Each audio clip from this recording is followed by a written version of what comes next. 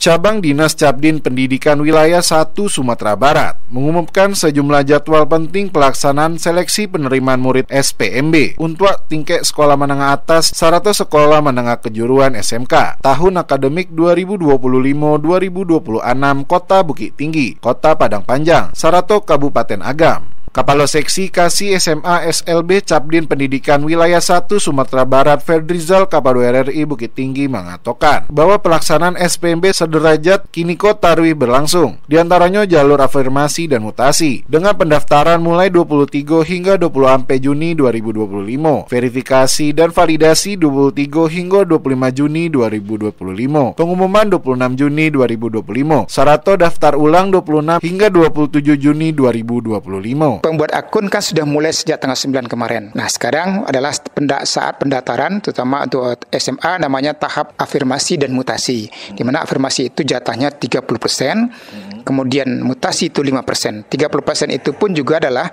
afirmasi ini juga khusus untuk orang berdomisili di tempat tersebut. Kemudian untuk SMK ini namanya tahap pertama.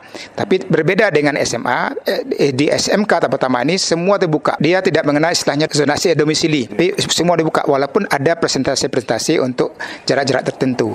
Nah, tetapi semua dibuka.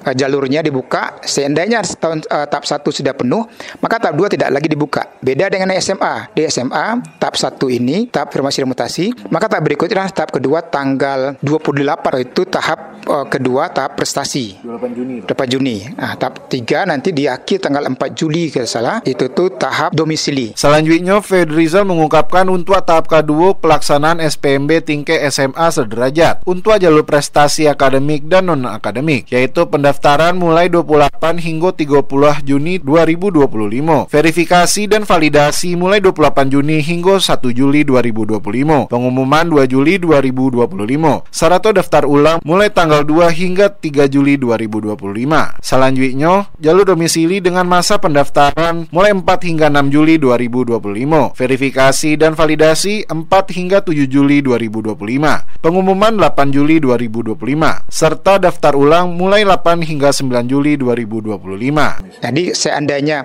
tidak penuh siswa di jalur afirmasi dan mutasi, maka kuotanya akan dialihkan ke domisili.